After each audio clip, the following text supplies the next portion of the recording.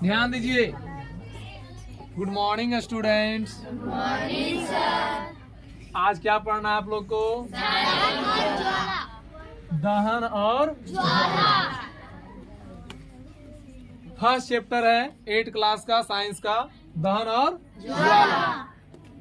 दहन का English कंबूशन and ज्वाला का फ्लेम। इसी में दिया है दहन और ज्वाला में चीजों का जलना। यानी इस चैप्टर में हम लोग क्या पढ़ेंगे?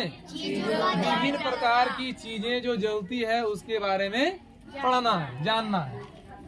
तो सबसे पहले आता है दहन। सबसे पहले क्या आता है? इसका जो हेडिंग है, हेडलाइन दहन, सबसे पहले इसको समझें आप कि दहन क्या है। तो दहन वह प्रक्रिया जिसमें कोई ईंधन जलकर ऊष्मा एवं प्रकाश देता है उसे दहन कहते हैं। वह प्रक्रिया यानी दहन एक प्रक्रिया है। दहन क्या है? एक प्रोसेस है। Combustion is a process in which any fuel burns and provided energy and light. नहीं, यानी वह प्रक्रिया जिसमें कोई ईंधन जलकर एनर्जी देता है और लाइट देता है, ऊष्मा ऊर्जा देता है और प्रकाश देता है, उसे हम क्या कहते हैं? दहन कहते हैं। क्या कहते हैं? दहन कहते हैं। अब इसमें आया एक ईंधन कि सर ईंधन जलकर मतलब ईंधन क्या होता है? तो हम लोग रोज ईंधन को जलाते हैं, लेकिन चूंकि ये किताबी भाषा ईंधन है इसलिए बहुत सारे लोग ईंधन समझते नहीं है। ईंधन कहते हैं लकड़ी, गोईठा, कोयला, केरोसिन, डीजल, पेट्रोल। अब क्या है ईंधन? तो ईंधन कहता है वह पदार्थ जो जलकर ऊष्मा एवं प्रकाश देता है उसे ईंधन कहते हैं।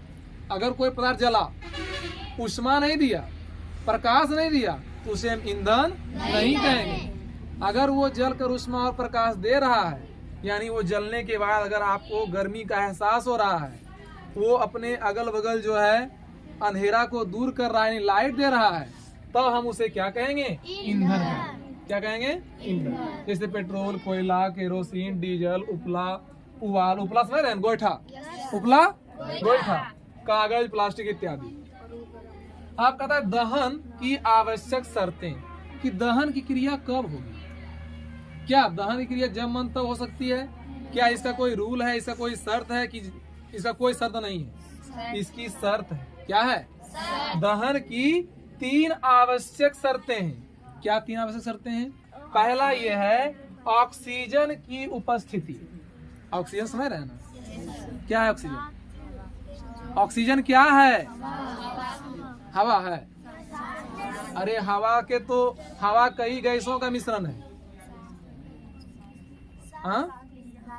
ऑक्सीजन को जनरली हवा भी कहते हैं। रसायन में जाइए, केमिस्ट्री में, तो उसमें वायु भी लिखा जाता है ऑक्सीजन को, तो वहाँ ऑक्सीजन ही समझते हैं। ऑक्सीजन एक गैस है। ऑक्सीजन क्या है? एक गैस है। और क्या करते हैं हम लोग? इसी गैस को तो सांस लेते हैं हम लोग। श्वसन क्रिया में इसी गैस को ग्रहण करते हैं और फिर छोड़ते हैं कौन गैस? Carbon dioxide gas. यहाँ भी एक झोल है। क्या झोल है? क्या झोल है बताइए तो?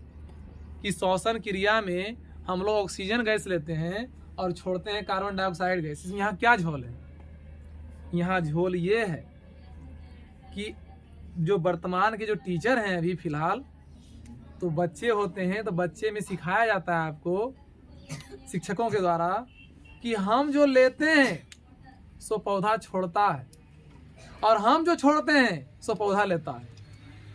यानी जिस गैस को हम छोड़ते हैं श्वसन क्रिया में वो पौधा ग्रहण करता है, और जिस गैस को हम ग्रहण करते हैं वो पौधा छोड़ता है।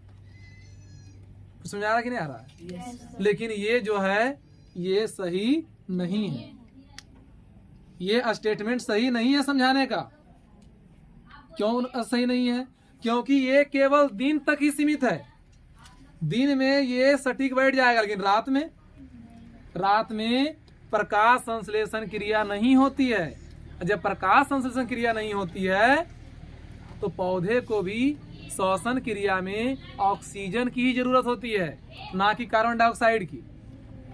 चूंकि दिन में पेड़ पौधे प्रकाश संश्लेषण करते हैं, इसलिए प्रकाश संश्लेषण के लिए उसको क्या चाहिए, कार्बन डाइऑक्साइड गैस चाहिए, इसलिए हम छोड़ते हैं और वो दिन में ग्रहण करता है। और फिर वो श्वसन क्रिया में कार्बन डाइऑक्साइड ऑक्सीजन नहीं छोड़ता है, वो प्रकाश संश्लेषण क्रिया में ऑक्सीजन मुक्त करता है। समझे? ये केवल दिन तक ही सीमित है, रात में ये